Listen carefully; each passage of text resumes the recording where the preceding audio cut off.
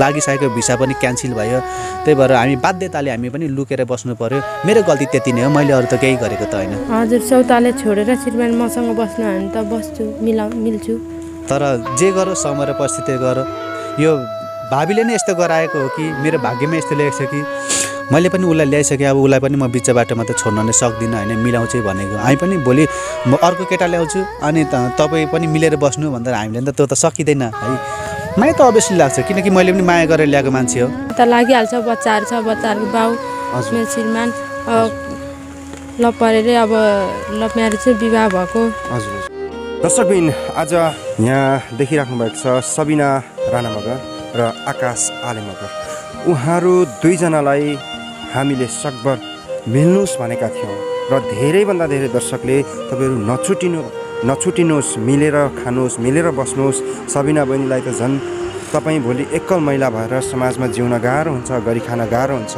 मिल्नुहोस् दिदी भनेर धेरैले कमेन्टहरू गर्नुभएको थियो उहाँहरू मिल्ने कुराहरू पनि दुईतर्फीबाट भइरहेको थियो हिजो सबिना बहिनीले यदि सौताले मेरो श्रीमानलाई छोड्यो भने म मिल्न तयार छु भन्नुभएको थियो म आज आकाशजीसँग यही विषयमा पनि कुराकानी गर्न चाहन्छु आकाशजी नमस्कार नमस्कार हिजो यही ठाउँमा सबिना बहिनीलाई मैले सोधेको थिएँ उहाँले भन्नुभएको छ मेरो सौताले मेरो श्रीमानलाई छोड्यो भने म मिल्न तयार छु मलाई सम्पत्ति केही पनि चाहिँदैन भन्नुभएको थियो होइन दर्शकवृन्दले नै हेरिरहनु भएको होला हिजोसम्म जे जस्तो भएर त्यसो भयो सकियो तर मैले हिजोसम्म पनि आउँदाखेरि के भनिरहेको थिएँ भने मिलाउँ नै भनिरहेको थिएँ तर उहाँले अब जसरी भन्नु पनि हामी छुट्टी नै चाहन्छौँ होइन जे जस्तो भयो मलाई सम्पत्ति दियो म छुट्टी नै चाहन्छु भनेपछि हामी हिजो कति कुन स्टाइलमा आएर त श्री सम्पत्ति जति हामीले दिइसकेको थियौँ होइन मैले जे जता मसँग भएको मैले दिइसकेको थिएँ ती पनि मिडियामा हेरिरहनु भएको छ उहाँहरूले कमेन्ट गरिरहनु भएको थियो जति सक्नुहुन्छ तपाईँहरू मिल्नुहोस्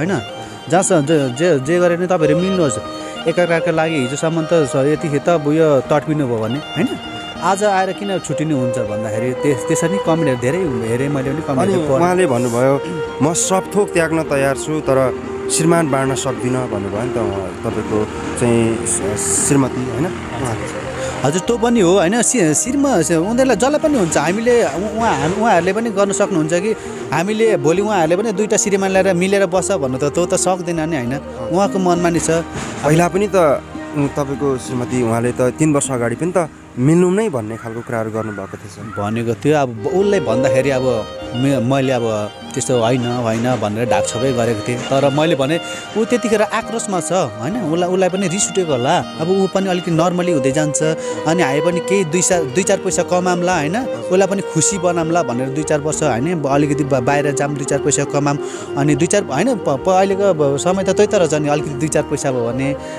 जो पनि खुसी हुन्छ होइन अलिकति 2-4 पैसा कमाएर उसलाई खुसी राखौँला होइन त्यही अहिले बनिराखेको घरमा ठाउँमा अर्को घर बनाउँला होइन छुटेरै बसे पनि ऊ तल माथि बस्ला हामी तल बसौँला भनेर हाम्रो पनि कदम थियो तर समयले यस्तै गराए अब कोरोना आयो कोरोनाले गरेर हजारौँ युवकहरू बाहिर जान आँटिरहेको थियो त्यसो त्यो पनि बन्द भयो हामी पनि त्यही प्रोसेसमा थियौँ हाम्रो लागिसकेको भिसा पनि क्यान्सल भयो त्यही भएर हामी बाध्यताले हामी पनि लुकेर बस्नु पर्यो मेरो गल्ती त्यति नै हो मैले अरू त केही गरेको त होइन गर्नु त मैले उसकै लागि खुसी नै गर्नु खोजेको थिएँ तर समयले त्यस्तै गरायो सबिना बहिनी तपाईँको चाहिँ सौताले अझै पनि श्रीमानलाई छोड्यो भने तपाईँ मिल्न तयार हुनुहुन्छ हजुर सौताले छोडेर श्रीमान मसँग बस्नु भने त बस्छु मिल्छु सौता चाहिँ मैले देख्नु नपरोस् मैले सौता चाहिँ देख्नु नपरोस् तपाईँकै अगाडि भन्नुहुन्छ माया त रहेछ नि अझै पनि होइन त्यो माया नभइदिएको भए सायद उहाँले श्रीमान म बाँड्न सक्दिनँ भन्ने खालको शब्दहरू निकाल्नुहुन्न थियो होला होइन अभियसली उसले त भन्ने कुरा हो होइन मैले नि अब मैले पनि उसलाई ल्याइसकेँ अब उसलाई पनि म बिच बाटोमा त छोड्न नै सक्दिनँ होइन मिलाउँछु भनेको होइन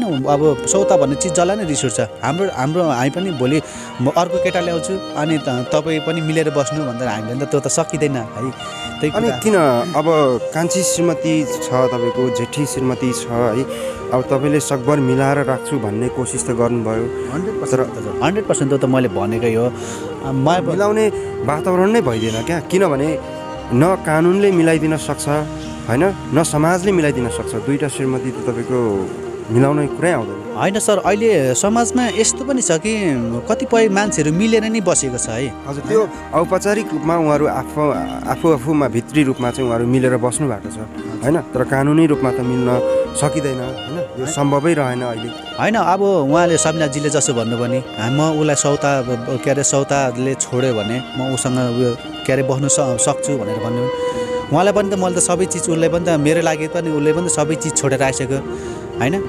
अब म के भन्छु भने उहाँले त भन्दै हुनुहुन्थ्यो मेरो बाउ भने पनि आमा भने पनि मेरो माइती भने पनि सारा एउटा सहारा भनेको मेरो श्रीमान मात्रै थियो, तर यसरी 3 वर्षसम्म फरार हुँदाखेरि मलाई साह्रै दुःख लाग्यो। जुन बेला म गर्भवती थिएँ त्यतिखेर चौलेनी पानी खानु परेको अवस्था थियो भन्नुभएको छ। होइन, अभियसली सर त्यो त पर्छ नै होइन। उहाँले पनि त्यो एउटा कुरा चाहिँ उहाँले पनि अब त्यो त झुटै बोल्नै भएको छ होइन। हाम्रो त्यस्तो उहाँले पनि मेरो बहिनीदेखि लिएर आमा बाहरूलाई त आरोप त लाउनै भएको छ होइन। उहाँले नाति नातिनालाई राम्रो नगर्ने भएको भए जबसम्म मेरो बुहारी नै होइन भनेको भए त क्याम्पमा जानुहुन्थ्यो होला नि उद्धार गर्नुको लागि त। उहाँलाई त्यहाँ दबाई पानी गर्नु ऊ दुःख पायो उसलाई त त्यतिखेर पछिबाट त भाउजूले चाहिँ भाउजू आउनुभयो होइन, आउनु भएन भन्दिनँ, उहाँको भाउजू पनि आउनु भएको थियो। पहिला त अवश्य त्यहाँ त सुरुमा लगेर लाने त्यहाँ यताउति गर्ने होइन, जस्तो त्यहाँ गएर त कस्तो त्यहाँ स्कुलमा एडमिसन भन्ने जस्तो त्यहाँ पनि त उयो गर्नु पऱ्यो नि त। तपाईँको श्रीमती यी साथमा हुनुहुन्छ, तपाईँलाई माया लाग्छ कि लाग्दैन? माया त अभियसली लाग्छ, किनकि मैले पनि माया गरेर ल्याएको मान्छे हो होइन। उसको ऊ त मेरो मनमा त अझै पनि छ होइन। मेरो जिन्दगीको अन्तिम घडीसम्म पनि हुँदैन भन्ने खालको शब्दहरू होइन सर, त्यो कुरा त हो होइन।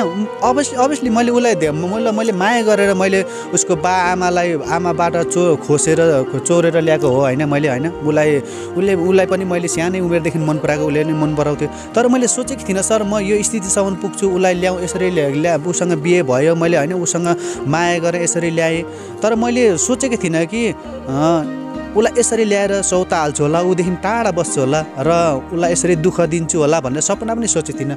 तर जे गरो समय र परिस्थिति गर, यो भाबीले नै यस्तो गराएको हो कि मेरो भाग्यमा यस्तो लेखेको छ कि त्यो 3 वर्षसम्म लुकेर बस्नुभयो, फोनै मात्रै गरिदिएको भए नि त हुन्थ्यो। त्यति न हो, माया त लागिहाल्छ, बच्चाहरू छ, बच्चाहरूको बाउ मेरो श्रीमान ल परेर अब म्यारेज चाहिँ विवाह भएको माया लाग्छ होइन। उसले पनि मलाई सानै उमेरदेखि माया गरेको, मैले पनि उसलाई सानै उमेरदेखि माया गरेको। माया त हाम्रो बच्चा भन्दा नि कति हामी त्यस्तै ऊ 12, 13, 14, 15 वर्षको थियो होला, म चाहिँ 16, 17 वर्षको थियो होला होइन। हामी पहिलापल्टि भेट हुँदाखेरि तपाईँले त सायरी नै भनेर पठाउनु भएको रे उहाँलाई त हो।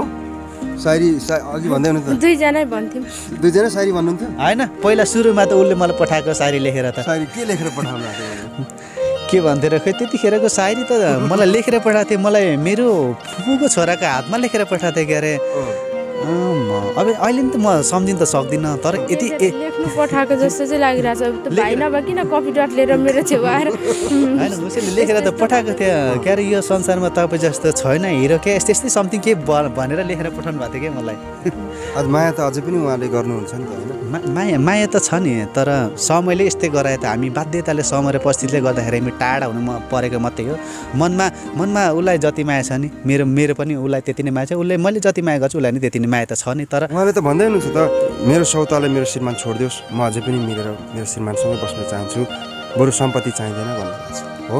हजुर होइन अभियसली सर, त्यो त अब मैले पनि अब उसलाई पनि कान्छीलाई पनि ऊ सानैदेखि देखेको, उसलाई सँगसँगै सँगसँगै। तर मलाई पहिला ल्याउनु भएको किन अनि 9 वर्ष 8 वर्ष बितेपछि चाहिँ उसलाई ल्याउनु त नि, त्यही पनि नानी भएपछि होइन। अब त्यस्तै भयो। मैले भन्नुहोस् त मै बिग्रेको मान्छे म त 100% सबै हजुरहरूको म जहिलेदेखि मिडियामै तहिलेदेखि मैले त भनिरहेको छु त म बिग्रेको मान्छेको जग्गा थियो नि। अस्ति तपाईँले 10 लाख मूल्याङ्कन गर्नुभएको थियो होइन, तर यहाँ आएर हेर्दा त त्यो जग्गाको मूल्याङ्कन त अलिक बढी लाग्यो नि होइन। अहिले समथिङ हामीले यहाँ आएर मालमा आएर हेर्दा चाहिँ त्यसको समथिङ अहिले 25 लाखको हाराहारीमा रहेछ। तर के भन्थ्यो भने मलाई थाहा थिएन, म यहाँ आउने जाने गर्थेँ, तर मलाई जग्गा यस्तो यो कतिमा जान्छ कसरी जान्छ भनेर त मैले सोचेको थिइनँ। तर मैले चाहन्थेँ होला नि त, म बाहिर बसिरहेको थिएँ, मैले कान्छी श्रीमती लिएर बसिरहेको थिएँ होइन।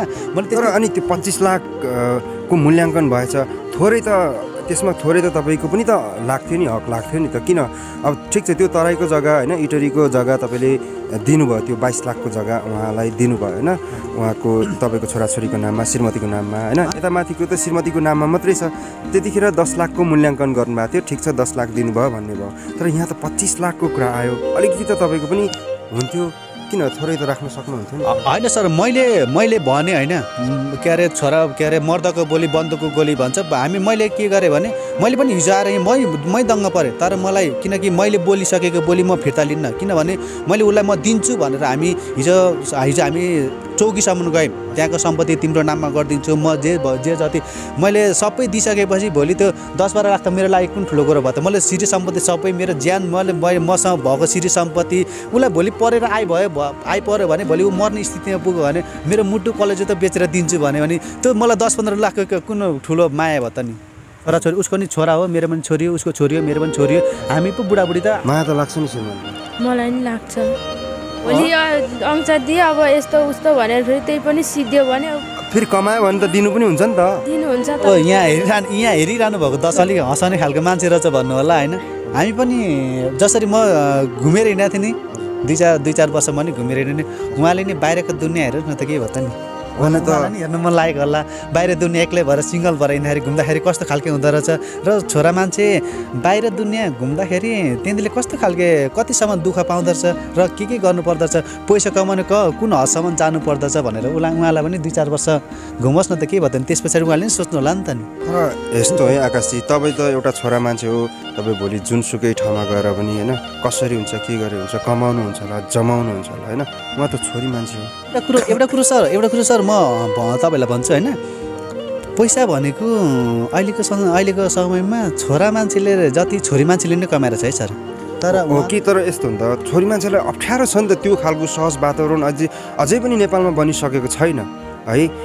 अब किन त्यो बनिसकेको भए त छोरा मान्छेहरू होइन, हामी नेपाली दाजुभाइहरू किन विदेश जानु पर्थ्यो, छोराछोरी त्यो जब त्यही पैसा कमाउनको लागि, परिवार पाल्नको लागि। 100% सर, हामी जति पनि बाहिर जान्छौँ नि, जति पनि दाजुभाइहरू नेपाली दाजुभाइहरू जानुभएको छ, कतिसम्म दुःख गर्नुभएको छ त, त्यहाँ गएर त्यहाँ दुःख गर्ने मान्छेलाई पो थाहा छ त होइन। यहाँको मान्छेले के भन्छ, फल्नाको श्रीमानले यति कमाए, फल्नाको बुढोले यति कमाए, फल्ना भाइले यति कमाए, ढेस्का दाले यति कमाए हुन्छ। तर त्यहाँ गएर त उहाँहरूले त सङ्घर्ष गर्नु भएको छैन नि त, त्यहाँ त देखेको छैन नि त कतिसम्म सङ्घर्ष गर्नुपर्छ भने त। तर यहाँ बस्नेहरूले भन्छ तेरो बुढोले यति कमायो, तेरोले यति कति पठाए, यहाँ त्यहाँ सोध्छ। तर त्यहाँ गएर सङ्घर्ष गर्ने मान्छेलाई थाहा छ नि त। म त किनकि म कतारमा 3.5 वर्ष, साउदीमा 2 वर्ष र मलेसिया 3 वर्ष दुःख गरेर आएको मान्छे हो नि त। म 45 डिग्रीको घाममा 100 रुपियाँ, हामी 100 रुपियाँ भन्नु सरी 1 रुपियाँको रोटी खाएर 1 रुपियाँको रोटी र 1 रुपियाँको दही खाएर कमाएको सम्पत्ति हो नि त मैले त। मलाई पनि त्यति त फ्याल्नु मन थिएन नि त, तर मेरै बुद्धि बिग्रियो हो, मैले गरेर यो सम्पत्ति हो। मैले दुःख गरेर पसिना बगाएर जोडेको किन घर छोडेर आफै चाहिँ हिँड्नुभयो त। मैले ल्याइहालेँ भनेर त्यतिखेर मिल्यो भन्दा लिएर आएको भए अहिले यहाँ यो ठाउँमा त आउनु पर्ने थिएन होइन। म एउटा कुरा तपाईँलाई नि भन्न सक्छु होइन सब्जी के, म एउटा कुरा के भन्छु भने मेरो चाहिँ के भने, अब मैले त बाटो बिराएँ, तर म यसलाई पनि खुसी बनाएर राख्छु है भनेर म पनि विदेश जाने भन्ने तर्खरमै हिँडेको होइन। तर समयले त्यस्तै गरायो, लकडाउन भयो, यो भयो त्यो भयो, मैले नल्याउनु ल्याइहालेँ। तर के भयो, के सोच्थेँ भने त्यही ठाउँमा घर बनाउँछु म पनि होइन, मिलाएर राख्छु होइन। अलिकति त्यही ठाउँमा घर बनाउनुको लागि त तपाईँ त मजाले सक्नुहुँदो रहेछ त। तल घडेरी छँदैछ, यता माथिको पनि त्यत्रो 20-25 लाख। मैले के सोचिरहेको थिएँ भने अब पुर्खेली सम्पत्ति त छँदैछ होइन, मैले कमाऊँ न, मैले कमाएर दमाएर देखेको मान्छेले कमाएछ भन्छ त। तर जसले पनि एउटा ठाउँ त राख्छ, किनकि तैँले कमाएको सम्पत्तिहरू त्यो आफू कमाएर देखा न, भोलि पुर्खौली सम्पत्ति अरूको नि छ नि, आफू गएर कमाएर देखा, त्यस पछाडि पो मैले कमाएको सम्पत्ति भन्नु मिल्छ भनेर मैले पनि त्यो प्रोसेस चालेको। तर चाल्दै म त्यत्तिकै भयो कि तपाईँ कता फस्नु भयो त्यो फसेँ, हिँड्दै म दलदलैमा फसेको। दर्शकबिन, यो भिडियो निकै नै लामो भएको कारणले गर्दाखेरि यो भिडियोलाई हामीले पुरै यहाँ सम्प्रेषण गर्न सकेनौँ। उहाँहरूको मिलन हुन्छ या बिछोड हुन्छ त्यो त हामी निरन्तर देखाउने नै छौँ, हामीसँगै जोडिरहनुहोला।